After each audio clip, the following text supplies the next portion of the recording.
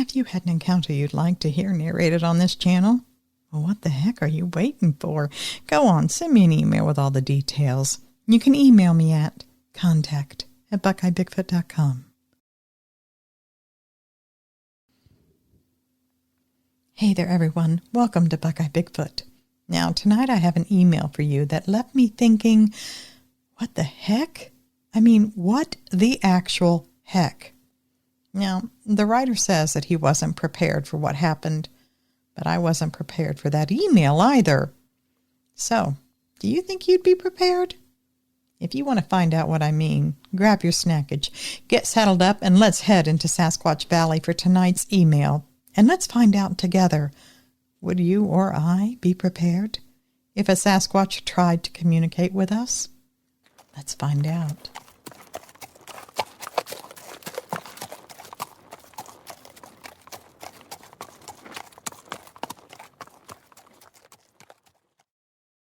To say I was unprepared for my face-to-face meeting with a Bigfoot would be the understatement of my life. Second only to, I wasn't prepared for him to try to communicate with me. I know it sounds crazy, I know, but hear me out. My background is a common one. I love the outdoors and I escape to it whenever I can. I'm not a hunter though, although I do fish. My main focus is hiking and camping. I had a friend drop me at the Frog Lake trailhead out on Highway 26. This is south of Mount Hood in Oregon. I hiked from there up to the Twin Lakes Trail. I was hoping to catch up with a friend that told me earlier in the week that he would be at the Lower Twin Lake campground during that time. I got there, and I knew his gear right away when I saw it, but he was not there. I waited for a couple of hours, and I was prepared to leave him a note and head on out. I wanted to be further along on the trail come nightfall. Just as I was writing him a note, he showed up. Turned out he'd been on the other side of the lake trout fishing off the bank. He had a few fish that he had caught, and he invited me to stay for an early dinner with him. After dinner, we chatted for a little bit, and then regretfully I had to say goodbye. From there I headed up Palmatier Trail to the viewpoint. After the viewpoint, I hustled back down the trail and took the hook over to the Devil's Half-Acre Trail up to the Barlow Creek area and the Devil's Half-Acre Campground, where I had thought maybe to spend the night. It was getting too late to make my original destination. But when I got there, there was a really weird vibe in that campground, so I just kept walking.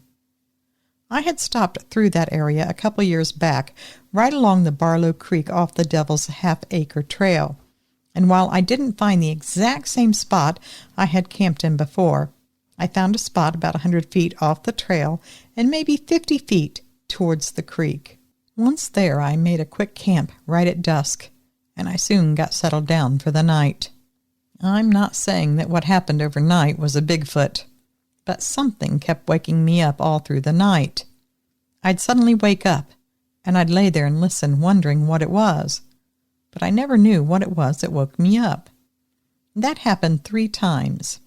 After the 3rd time, I looked at my watch in exasperation. Less than an hour to sunrise. I didn't even bother trying to sleep again. I laid there in my tent till it was a nice medium blue outside, maybe 5 a.m. or just after. It was still technically dark before sunrise, yet I could get out of the tent and see. I got up and I went down to get some water from the creek to run through my water purifier. I filled up and stood up, and suddenly I felt the hair on the back of my neck prickle. Then that same prickly feeling went all the way down my spine and ate right through to the front of me, through my stomach. I froze there on the creek bank and listened. I slanted my eyes as far to each side as I could without moving my head. I saw and heard nothing. Yet that prickling feeling would not go away. I thought to myself, maybe I'd finally ran into my very first predator of some kind. All those years out there hiking and camping, and the most I'd ever seen was a bear up in the Washington State area, and it was several hundred yards down my position on a mountain. It never even knew I was there, thankfully. I looked around carefully. and then I began picking my way back to my tent as silently as I could. Whatever it was, it made me feel very unsettled. I had planned to make a cup of instant coffee over my sterno flame with the water, but not anymore. Suddenly, I wanted nothing more than to leave the area. I broke camp fast and silent. Then I got right back out on the trail, just as the sky was turning orange and pink with the sunrise. I had walked a couple 100 feet down the trail, maybe, and I suddenly heard someone say something that sounded a lot like, "Hey," but it was said in a very high-pitched, screechy, drawn-out sound. Stretch out that word "hey" for about 2½ syllables instead of one quick one, and start low, go real high in the pitch, and put some screech and warble into it. That's what it sounded like. I had never heard anything like that before. I thought it came from behind me, so I turned quickly to look back. But there was nothing there. I looked up and all around. I thought maybe it was from the trees. Could it have been a strange bird? But no other birds were singing that early, which was odd for sunrise. I saw not a single thing moving. Nothing showed itself. Now, usually this was exactly as I preferred it, that is, to have the trail completely to myself. There's nothing I hated more than getting stuck behind or just ahead of some other people. But that morning, I was wishing that someone else was on the trail with me. But I was alone. I felt uneasy again, so I picked up my step. And just a minute later, I heard the same "hey" sound again. This time it was much closer to me and just off to my left. Instinctively, I turned that way to look through the trees, but it was just a wall of dense fir and pines along the trail, heavy with shadow. In the daytime, I could have seen past and around them, but at that time of the morning, everything was dusky with shadow between and around the trees. But then I saw something there in the shadows. I did a double take. Talk about heart-stopping. Mine almost did for real. I was so panicked, I clawed to get the bear spray off my pack.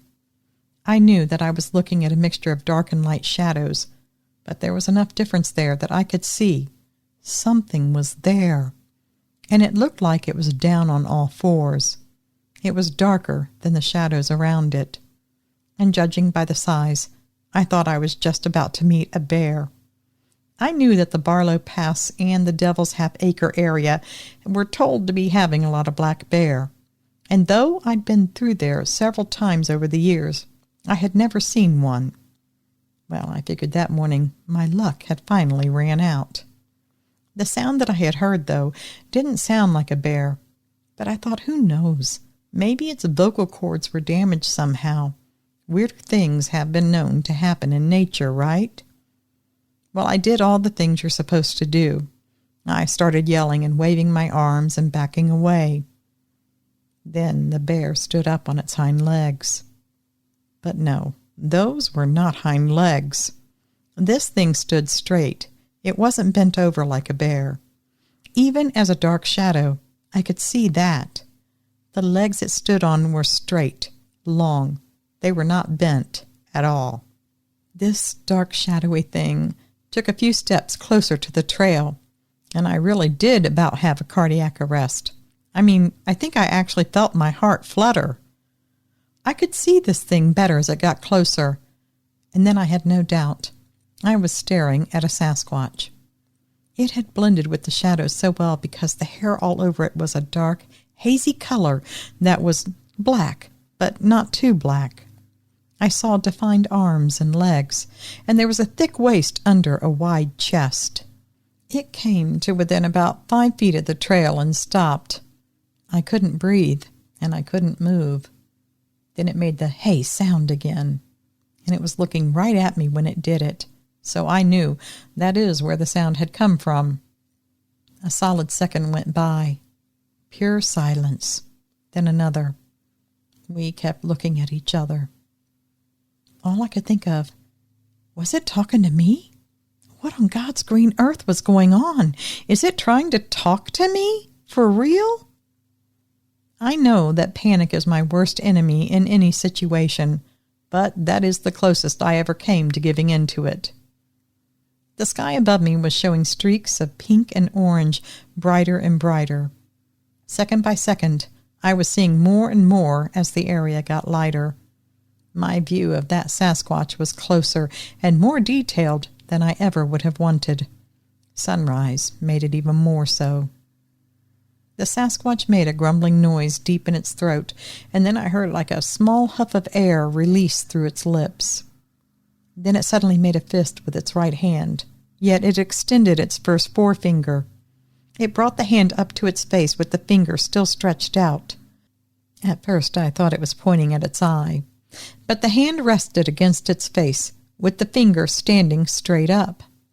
It made that motion, then pulled its hand away, and repeated putting its hand fully closed, then extending one finger, then pointing up and laying it against its face with the finger pointing at the sky. So strange, I thought, but it must mean something. Then as I watched, it brought its arm down in front of it, bent it at the elbow, straightened out all of its fingers with the thumb hidden in the palm of the hand. Think like a karate chop hand, but instead of going up and down, it moved its arm left and right several times, pivoting at the shoulder, like a sawing motion. I had no doubt it was now trying to communicate with me. I stood there dumbfounded. What was it saying? I didn't know. I still don't know, though I have some ideas. I've spent a lot of time looking through some sign language books, and I've actually asked people who speak American Sign Language, but nothing is like it that makes any sense. It seemed to be getting aggravated because it repeated these two signs over and over, faster and faster, with the movements becoming more and more aggressive and jerky, like, "Why don't you understand what I'm saying?" Then it took another step towards me. I saw its face even more clearly now. And you hear people say they see intelligence in their eyes. I don't quite agree. I'm not sure it's intelligence. I think awareness is a better word. It was threatening and it was aware. I know that doesn't make sense, but those are the best two words that come to me when I think about it. I had a clearer picture of its height also when it stepped closer to a piece of ground that was far more level with where I stood than it was in the forest. And I tell you truthfully, it was well upwards of 8 feet. I actually had to bend my neck to look up to see its eyes. Now those motions that it was making, they meant something. I knew that. But who knows what? I didn't. I heard that hey sound come from it again. But seeing it make the sound up close, I felt like it was more of a warning sound, not some idle communication. There was a different way it said it. It was more like the way a rattlesnake shakes its tail. It was a warning. When it made that sound, it seemed to come from deep in its throat, and its face was scrunched up, and its mouth was stretched wide and opened about halfway. I remember holding my hands out with my palms facing it as I started to back away. Purely defensive on my part. But maybe that meant something to it, because it suddenly dropped its posture halfway. It felt very threatening. It wasn't squatting exactly, but close. It was bent, with one arm touching the ground, and its knees were bent as well. It was almost the posture of a runner at the start line, but also a little like it was crouching, so it could gain momentum to spring up and attack. It made several more hey sounds, very fast together and louder. With the hand not touching the ground, it started making those two motions it had previously made to me over and over. Closed fists, one finger straight up, laid against the cheek. Then it would bend at the elbow, straighten the fingers, then go back and forth from side to side, moving the whole arm at the shoulder. I was a hair from running backwards at full speed at that point. Now that Sasquatch stayed right there, looking at me and making sounds. It did that until I couldn't see it anymore. And when I could no longer see it, I turned and I ran all the way down to Barlow Road, which was probably about a half mile. Even then, I was at a half jog all the way down that road until I reached the corner where Highway 35 was. Now, Barlow is a real paved road, but it's a dense, heavy forest on both sides of the road. And in the morning, with all the shadows and me on shaky legs, I was expecting something to come out from behind every tree as I jogged along there. I got to 35, which is a wider area, and I was able to get a call out to my friend to come get me. Has this experience changed me? You can bet it did. I pay more attention when I am out in the woods, but I still go out in the woods. But if I hear something, anything, and it doesn't seem right, my defenses go up. I tend to stay with other hikers now, or at least in some arranged camp areas where I can. I don't sleep off trail too much by myself anymore. I no longer crave complete isolation in the wild as I once did. Since this incident and all the research I've done and reading, I have become aware of so many missing people cases that happened in forests and national parks. I now know places with the word devil in their name is probably a hot spot for Sasquatch activity, and I either stay away from those areas or I move through them as quickly and quietly as I can. I started this email by saying that I was unprepared for what happened. But really, let's be real. Is there really anyone prepared to have a Sasquatch try and speak or communicate with them? I can't think of anyone. When I think back on this event now, I have, with some hindsight, a new thought that makes me believe that Sasquatch was telling me to get out of his area. Is he what woke me up during the night? I really don't know. Thank you for reading. Signed, Alan Frosch. Well, I think you're right, Alan. I think few, if any of us, would be prepared to communicate with a Sasquatch. I mean, maybe some of the real serious experts out there, probably, I don't know, Dr. Meldrum, somebody like that would know what to say to a Sasquatch or how to say something. I know I sure wouldn't. Would you? Would you be ready or capable of communicating with a Sasquatch in a situation like that? I don't know. Let me know in the comments below. All right, everyone. Well, it does feel like summer out there today here in Ohio. If you've heard some buzzing in the background, that's my husband riding around like a crazy man on his mower. We do have some dangerous storms heading our way. That's why he's out there mowing like a madman as fast as he can. And we're told that these storms have some pretty awful tornadoes west of us. But, that's all right. We're going to batten down the hatches. I just want to say, wherever you are, I wish you a safe and happy weekend. Make the best of it. If you've got some sun, do take some time to enjoy it. Breathe deep and love the sun. If you're somewhere and the rain is falling, I hope it's watering your gardens well, and your flowers and maybe your vegetables will grow like crazy. And if you have snow, I hope it's crisp and beautiful. Wherever you are, I hope you have a wonderful weekend. And until we meet up again, please always remember, absence of proof is not proof of absence. Thanks for listening.